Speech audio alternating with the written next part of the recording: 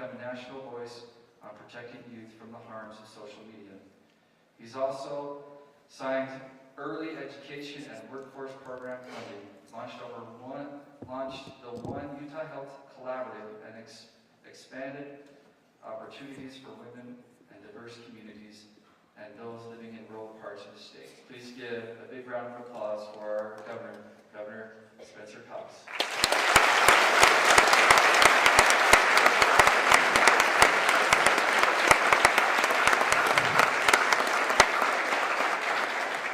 Ladies and gentlemen, I'm so excited to be here in the mother town with all of you. It's great to be back in one of my favorite places. I appreciate Principal Bailey for his kindness. I don't know if he told you this, but we went to the same high school. I'm a little surprised they let someone from Sanpete down here, which is he's a great guy. In fact, my wife's sister is married to his brother, so that's how we're connected. In rural Utah, we're all kind of connected that way, right? We're all related in one way or another. I want to thank all of our education leaders who are here today, as well as our city and county leaders who have joined us, elected officials. Thank you for your service, for your sacrifice, and for your goodness, and especially to the students who are here. This is what I'm most excited about. We're going to talk about a few things today, and some of your fellow students are going to come up. They're going to ask me some questions. I'm going to ask them some questions, and then I'm going to talk a little bit more about an important topic.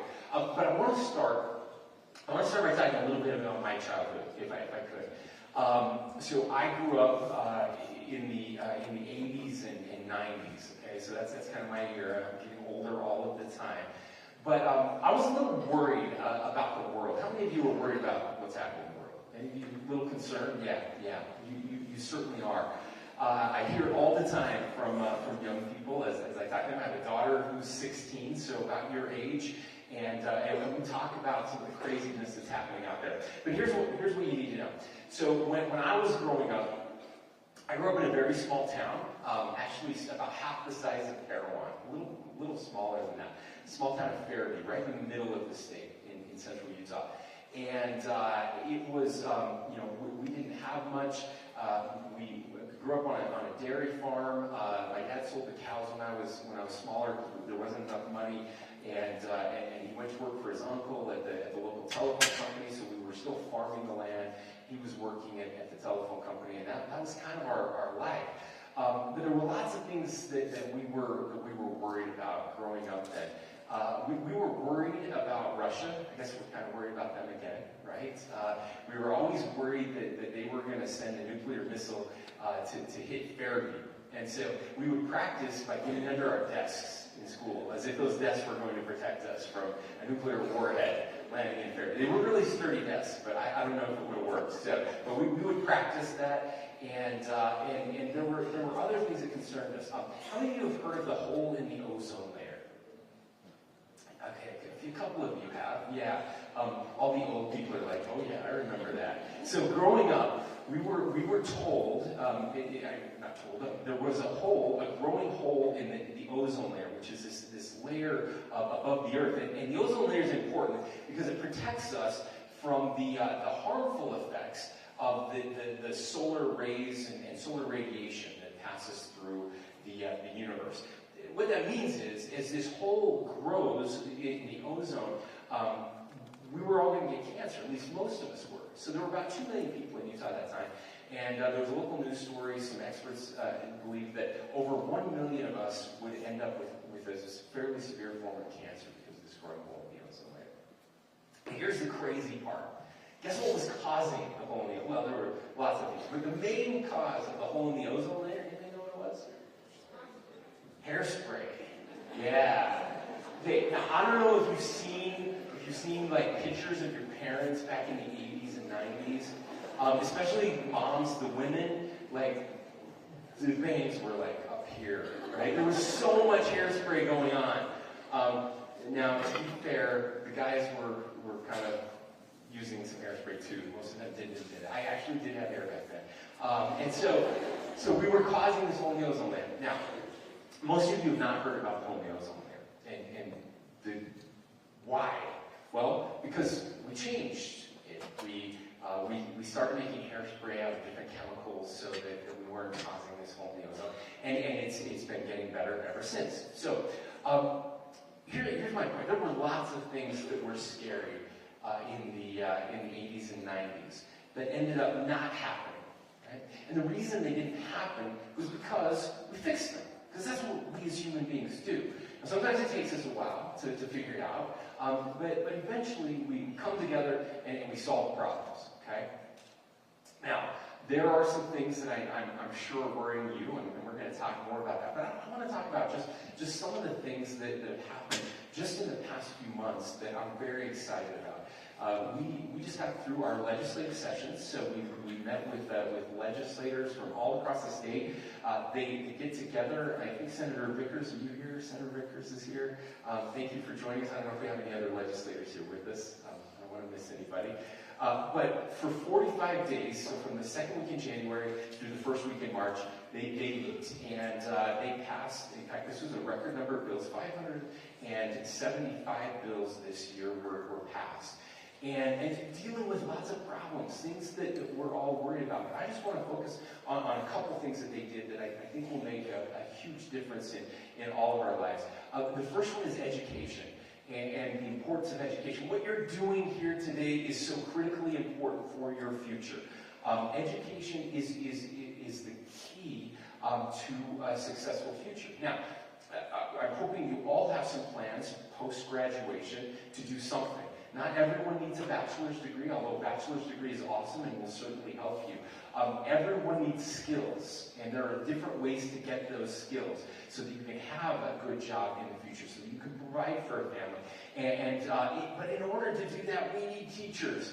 We need great teachers. And you have great teachers here. And we need the next generation of great teachers. So I need some of you to become teachers. I hope some of you are thinking about becoming teachers. And we're trying to make teaching a profession, again, where you can make enough money to provide for a family. And so we passed over $750 million in new education funding this year. A significant portion of that will go directly to our teachers, making sure that we have the best teachers in the world, and again, that next generation is willing to join the education profession. So improving education was one of our top priorities, and we're able to do that this year. Second priority that's really important to me. How many of you are worried about water? Okay. I'm worried about water. Now, I'm less worried now than I was 6 months ago. We had record snowfall. In fact, we're at about 300% of normal here in southwestern Utah, which is awesome.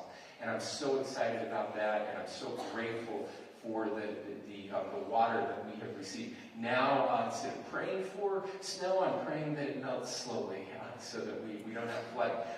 But we know that we have been basically in a 20-year drought in the West. In fact, scientists tell us it's the worst drought in the western United States since the year 800 AD.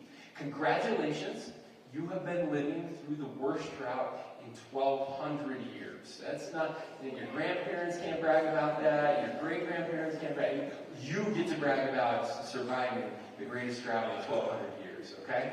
And here's the thing, though. We know that there's a lot we have to do, and it's a little different in northern Utah with the Great Salt Lake than it is in southern Utah. But everywhere we need to conserve more water, we need to store more water, we need to be smarter about the way we use our water. So the legislature stepped up in a big way. They passed $500 million in water funding last year, another $500 million this year. That's $1 billion to help us in all kinds of ways. Any of you work on farms, own farms, in agriculture, good, you're my people. A tremendous amount of money will go to ag infrastructure and ag optimization so that we use less water to grow more food, which is really important for all of us as well. All of these things, again, the state is stepping up to make sure that the Great Salt Lake doesn't dry up and that we have enough water for our generation and for future generations. And those are huge differences that we're really excited about. The third thing I just want to mention is the price of housing. It's way too expensive right now. You maybe heard your parents talk about this, maybe you've been thinking about this. I'm hoping that all of you want to own a home someday. I think that's really important, right? That's on all of your bucket lists. Just own a home. That's something we want to do. And yet it's getting harder and harder because the price of housing is too expensive. Again, the legislature stepped up with over $150 million in funding, but also changing the laws so that we can make sure an increased supply here in the state. Now, again, we have to conserve water, so our homes will use less water as new technologies become available. But we know that we can reduce the price of housing by increasing the amount of houses. It's simple supply and demand, right? The more supply we have, the lower the price. And we want to make sure, I always say, like, we love our kids and grandkids. You love your parents and grandparents. But we want our kids to live near us, not with us. There's a difference, right? As you get older, you don't want to live with your parents forever. And so we've got to make the price of housing less expensive here and more affordable for you. And that was a big, big push for the legislature. Last thing I do want to mention that I'm really excited about, and that is that government takes less of your money. You know how to use your money better than I do, better than the legislature does. And so before I became governor, the largest tax decrease in our state's history was about $225 million. That was the largest tax cut that the legislature had ever passed, $225 million. My first year as governor, we passed a $100 million tax cut. Second year, a $200 million tax cut. And this year, $850 million tax cut. That's an incredible amount of money, again, going back to the people of Utah, that will help with things like rising prices, will help with housing, and things that every family needs to be successful here in our state. So my message to you is this. It's very easy, unfortunately, because you're so connected to these devices, and we can talk about that too. But when I was growing up, we didn't have the bad news right in front of us all of the time, right? We'd wake up in the morning and leave, and parents would have no idea where we were, and we'd come back at dark. And we, still in rural Utah, I think we still get some of that. I think it's harder now in urban and suburban Utah. But face-to-face connection is so important. What happens far too often is we get on these devices, and again, the bad news and the comparisons, it's always in front of us. It's always right there. And we know that that's not healthy. It's not good for our mental health. It's not good for our physical health either. And I just, if you find out nothing more from what we talked about today, I hope you leave with this, that you leave with optimism for the future. Because yes, there are bad things out there, no question. But these are things that we can solve. And we can solve them working together. And I'm very proud of your legislators, again, your mayors, members of the city council, people that work so hard to solve these problems here. We don't always get it right, but we're always getting better, and that's very special about Utah. So thank you for your hard work. Thank you for being here. Thank you for learning. Thank you for your optimism. Let's welcome out some members of your student body, and we're going to have a little Q&A.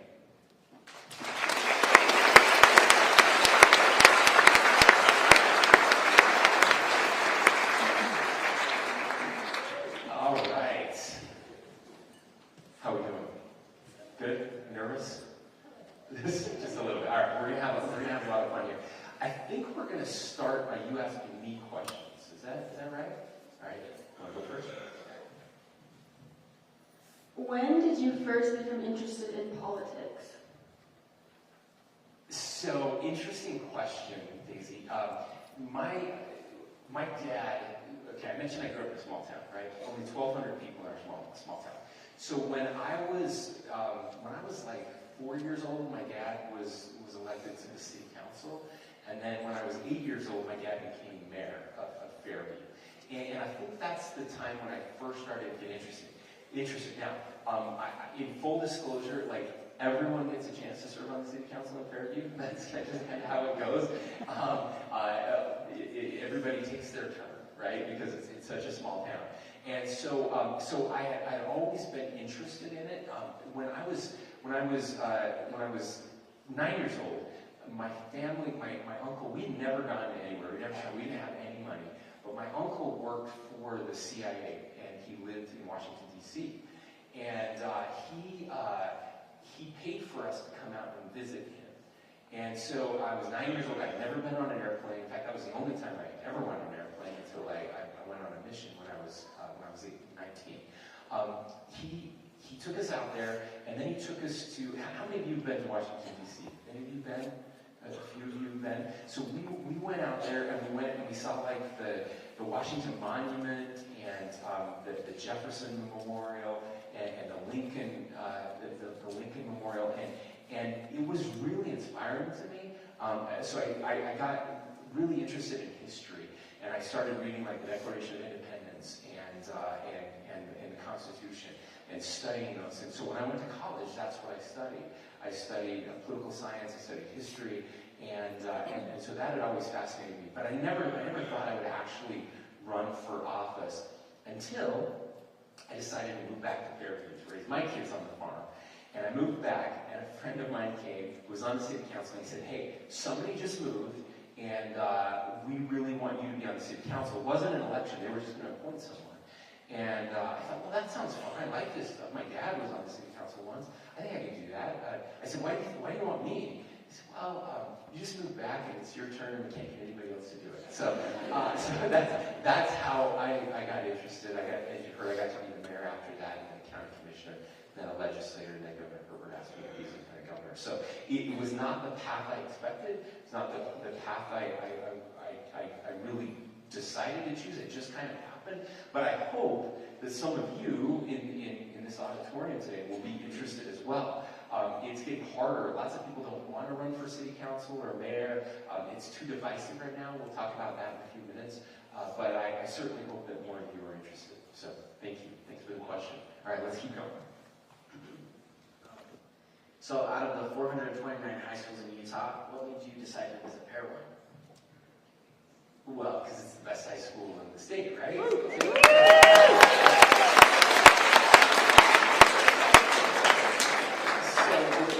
we are visiting several high schools. We're going to visit. I think we're going to do one high school in every county. But I sincerely love Parowan and Parowan High. My best friend graduated from Parowan High, John Cox, back in the day, and he was sending me. I was telling these guys earlier. He was sending me was it the January 13th song that you all sing? He was sending me the lyrics this morning just to make sure that I knew what I was getting myself into as I came here. He's always talking about the Old Rock Church and all of the history here. And it is an incredible history, and I love that. I'm a big fan of small towns, obviously, but I'm also, I preach this everywhere I go. We need strong communities. We need something that experts call rootedness.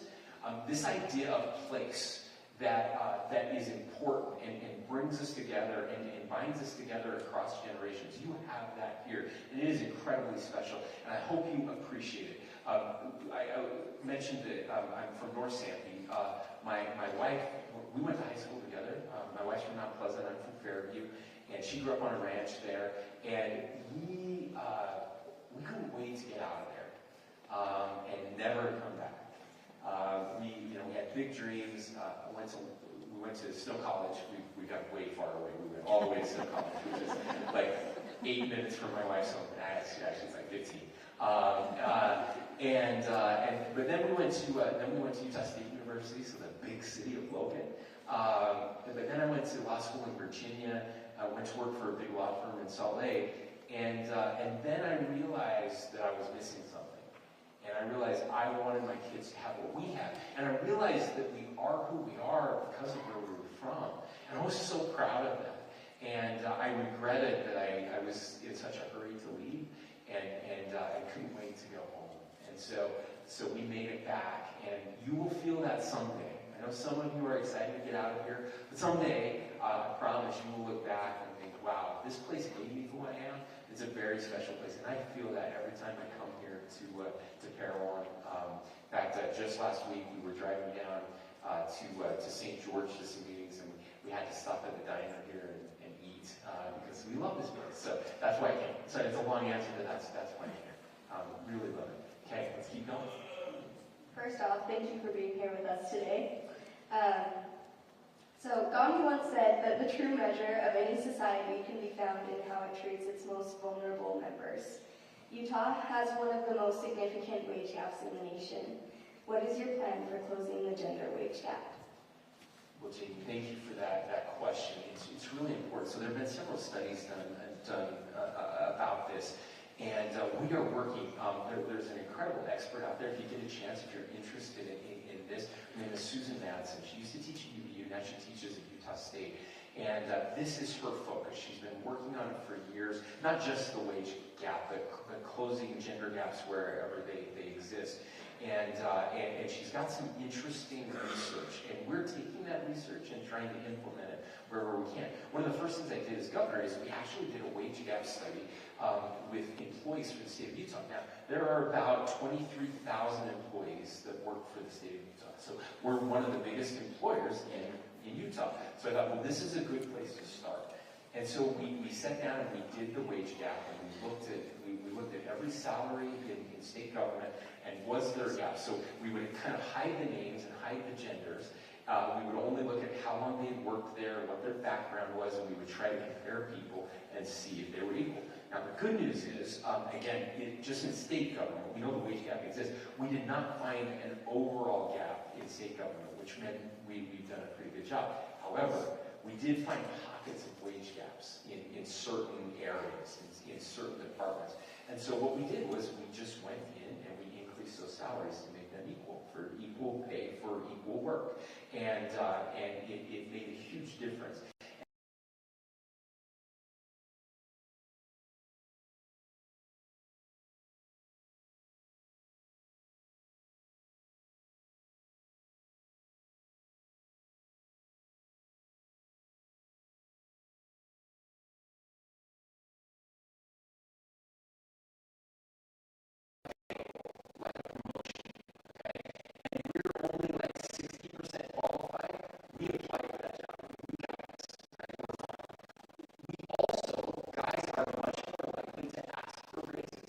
Guys will go into their boss and say, hey, I'm looking around, I've got some options, I think I deserve a raise, and we'll generally get those. Women are wired a little differently. Women will be 98% qualified for a job and think, I'm not there yet. I got to get those last 2% before I apply for that job. Women are also much less likely to actually ask for a raise. So there's often nothing like sexist or inherently, it's not like employers are out there thinking, I'm going to give the guys raises, but not the ladies. Like, that's not happening today very often. But over time, if guys are applying for jobs more often than women, even if they're not as qualified, they end up getting some of those jobs, even though they're not as qualified, because a more qualified person didn't apply for the job, right? And so you start to get some of those disparities. So what we found is it's something that you have to continually watch and continually check and be aware of. Now, one of the interesting things that we're doing as well is more women tend to leave the workforce usually for family reasons. My wife is a great example of this. My wife got a degree in special education. She's brilliant, but we made a conscious decision. She made a decision that she wanted to stay home and raise our kids. And I support that, and I was grateful that she made that decision. Now, it's not for everyone, right? I believe that every woman should be able to make that decision. There are women at home who would rather be working, and there are women who are working that would rather be at home. And I would love to live in a society where we can make that work, whatever it is that you decide that you want to do.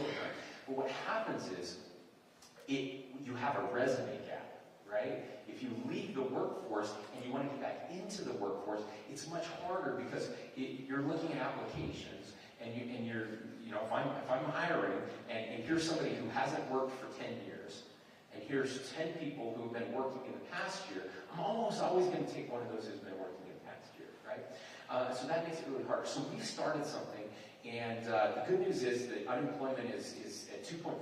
We're the third lowest in the nation, so there are lots of jobs available. But we're doing what we call a returnship program. It's like an internship program, right? You've heard of internships, but we call it returnships. It's usually women, although sometimes men, who want to get back into the workforce. So what we do is we bring them on, like an internship. We pay them, but they come and they work for our office for the Lieutenant Governor. Lieutenant Governor Henderson started this, by the way. She's amazing.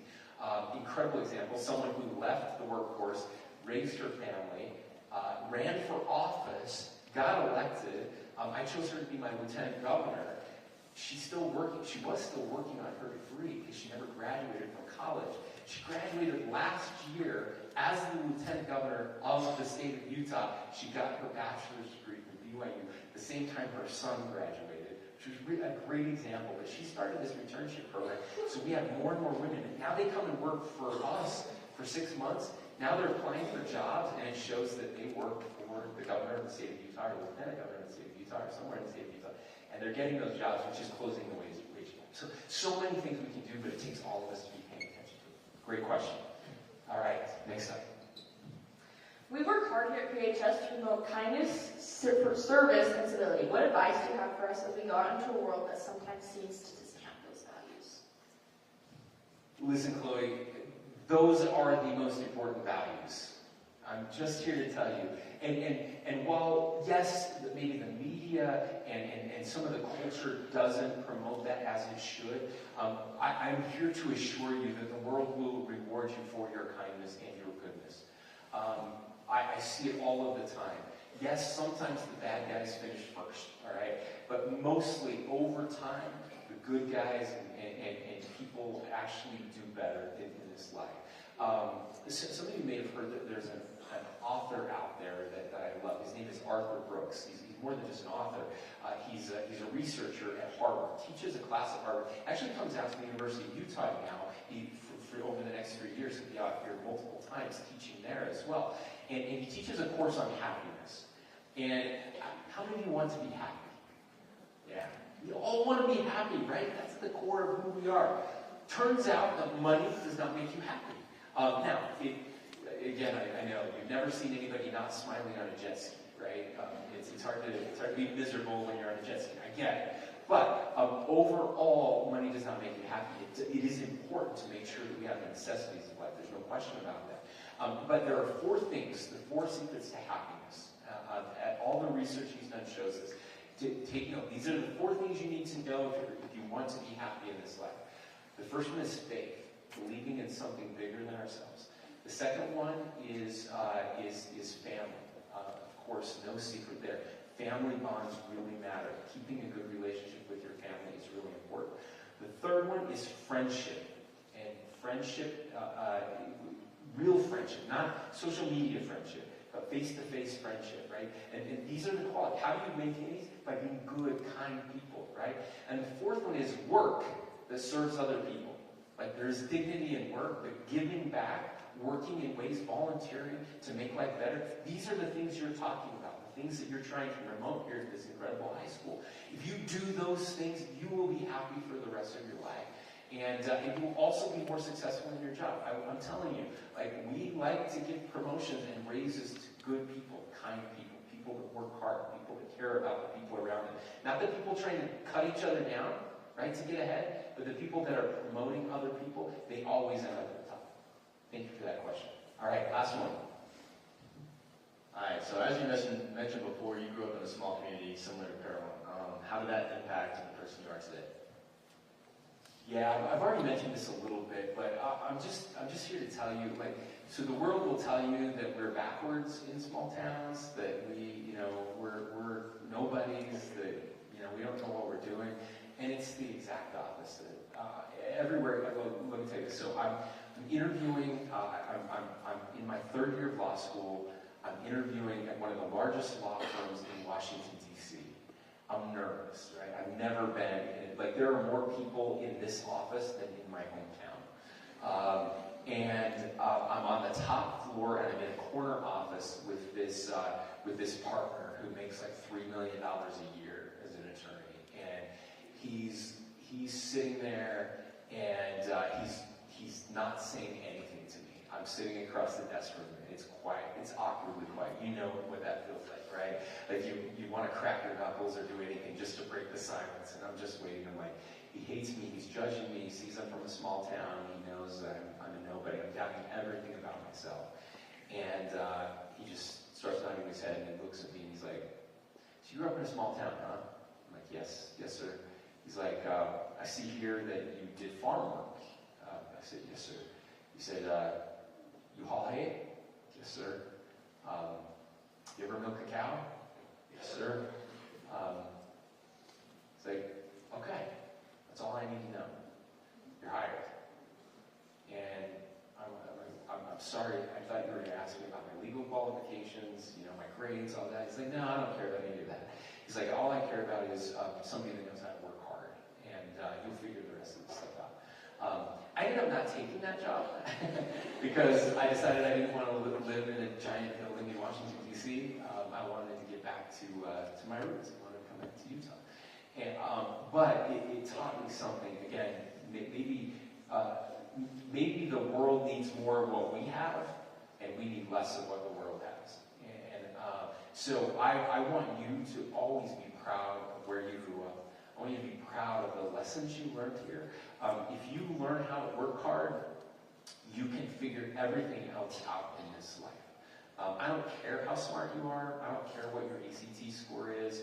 I don't care. I don't care about those things. I care about how you treat other people, and I care about grit, your willingness to do hard things, and that's what makes where you grew up so unique. There's a reason that nobody wanted to live here. Same thing in Sanpete County. I remember Lieutenant Governor Greg Bell came to Sanpete County once, and he said, you know what? There's a reason nobody wanted to settle in Sanpete County. There's a reason that Brigham Young, like 80 people go there. He said, and it's still hard to live in Sanpete County. You have to want to live in Sanpete County. You have a mall right down the street that you can run to for everything that you ever wanted. And yet, he said, what you learn from growing up in hard places, you learn that you can do hard things. And that's the secret to success in this world. If you learn you can do hard things, you can change the world. And I know you've learned that. I know that's what you're learning, that you can do the hard things, and I'm really proud of it. Okay, now, speaking of hard things, I get to ask you some questions. All right. First one, just rapid fire. What is your favorite part of school and your least favorite part of school? Favorite part, least favorite part? My favorite part is probably my favorite period, which period. And my least favorite part is probably the studying schoolwork part of it. Yeah. My favorite part is probably the in-between periods when you get to see all your friends and all of your peers and talk about past class and just kind of get to talk to people and be social for a little bit. My least favorite part is my math 1050 class. But I'm failing right now, so yeah. All right, let's work on that. Let's get over the failing part. Although, can I tell you a little secret? So I went to law school because, so the LSAT is the test you take to get into law school. There's no math on the LSAT, so math is my least favorite part. All right, let's keep going. I love the social element of school. I love all the opportunities it lets you have and sports and all of that. I think is just super great. I don't love the morning you wake up and realize you have a test that you haven't studied for, so. I still have that dream. I wake up, oh my God. I'm kind of biased because I think that Cool to Care is my favorite part of high school because it's a really unique opportunity we have here at PHS. Nobody else has a Cool to Care program. We all have different things, but here at PHS, everybody is really kind, and I'm very proud of our school because everybody is really kind. And probably my least favorite part is on a whole different scale, just taking tests. But PHS is really good because we're pretty kind. Yeah, I like all the different things we have here. At a small school, there's a lot of social aspect, and we have a lot of cool traditions here, like Thanksgiving dinner and everyone's birthday. So that's probably one of my favorite things. I love the talking, so the social aspect is phenomenal. My least favorite part is probably Tuttle's English class. That's all it's my favorite part. It sounds like you have a love-hate relationship with Tuttle's English. Is that right? Yeah, all right, okay, that's good, that's good. By the way, I love the Thanksgiving stuff, the town birthday thing. That's so cool, and I wish more places had those things. Okay, what is something you worry about for your future in this state? You can start here. Go ahead. Okay. I think just in general, in this whole world, we kind of disregard others' opinions now. And I think if we just took a minute and put ourselves in their shoes and saw their perspective, I think we'd be a lot kinder kinder to one another, I think we'd be able to see each other as who we really are and not what you think someone's like. And I think the world needs a little more kind and more respect.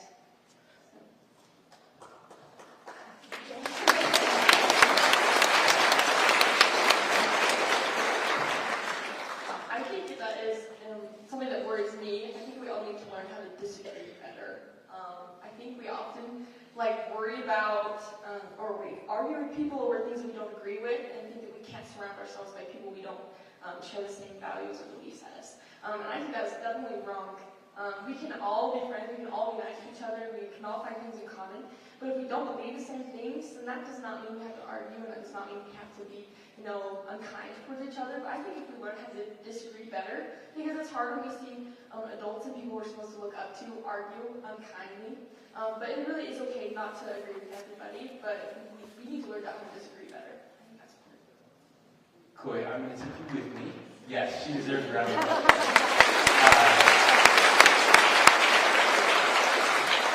Also, the good news is we get to skip the second part of what I was going to do, because she just said it all. That was just perfect. It was just perfect. Awesome. That was amazing. Well, dude. But I think we tend to do things, as a lot of us people do the right thing because someone's watching. I think that we need to change that narrative to do the right thing when no one's watching. I think that's a big thing that we need to do. And it worries me because we're so worried about other people that we forget to do the right thing when it actually counts. And that's when no one's watching. So I think that's the biggest thing.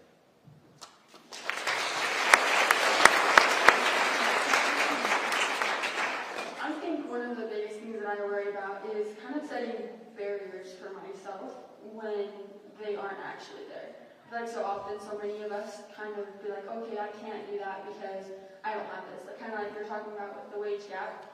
People don't apply because they don't think that they can do it. They don't think they're going to get the job. And it's so often we set those barriers for ourselves and we don't live up to our full potential sometimes. And so I'm kind of hoping that as we all kind of go out into the world, we realize we're worth more than we actually think we are.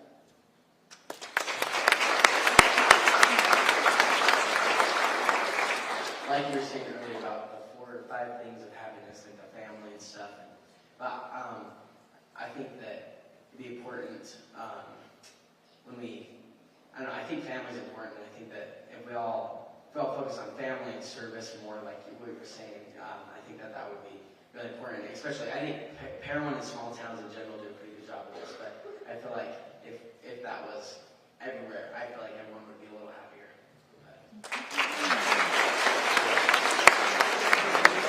Awesome. Okay, we're going to start with you, Harrison. What advice or request do you have for me or other adults in the room? You're going to give us some advice now, all right? What do you wish we knew about you, or what would you wish we would do better or differently? That's a great question. That was great, guys. I think that communication needs to improve. I think that a lot of times everyone wants to do the right thing. Everyone wants to do good to each other, kind of thing. I think this happens a lot in sports and in the classroom a lot. Is that teachers are trying to do the right thing, and students are trying to do the right thing, but they don't communicate, so they all just silently suffer. And so I think that's the biggest thing is communicate, and I think that's something that we can improve on. I'm a big believer in giving people the benefit of the doubt. And I think sometimes when there's a significant difference in ages, obviously when people are older than us, yes, they probably know a lot more than we do. But we also have unique perspectives. So I think that when people in power, people who are older than us, give us the benefit of the doubt and believe that we can do good things too, then it makes everybody feel better. I think both of those were so great. I definitely think communication is a huge thing. And I feel like sometimes we as youth don't feel like we're listened to, and we have some really amazing teachers at the school that show that they are listening to us, but the rest of the world doesn't. And that's really hard when you're trying to say something and you're trying to speak up, and it feels like no one's listening to you. But we have a voice and we have things to say. So. Awesome. they said, being in leadership positions, especially as we are, we're always told that, hey, you have a voice, that you're here for a reason, and most of the time that's very true. But then when it comes to certain subjects or certain times, we don't feel as much, I think, as we're heard as much as I think we could be. There's a lot of people here that do hear us, and they're amazing people, and we're very happy, I think, to have been able to work under them. But kind of like as they said, communication between the two and kind of understanding each other would help a lot. Like Chloe said, you guys did really good over there. Like Chloe said, give me the benefit of the doubt. I really like that because I feel like, sometimes we're working really hard at something, and teachers or, faculty or, adults and young, like, may not see the work that we put into it and kind of like may disregard it. But I don't know, yeah, definitely benefit of the doubt. That's awesome.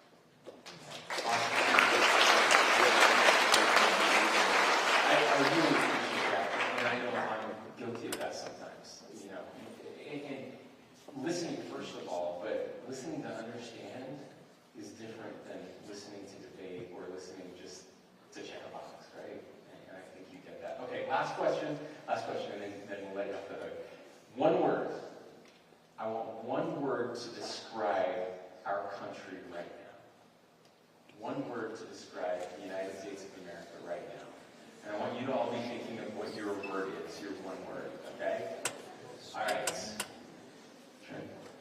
You get to go first. No? You ready? One word. It can be any word. It can be a good word, a bad word. Not like or a better word. We call those farm words at our house. Let's not do that. But let's, yeah.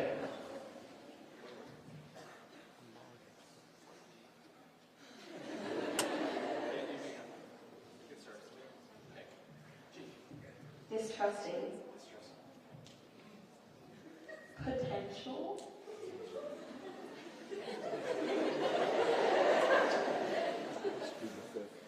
First word, caring.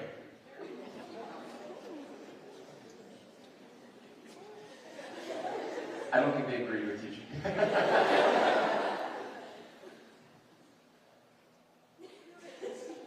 blanking so hard on I can't even think of one word.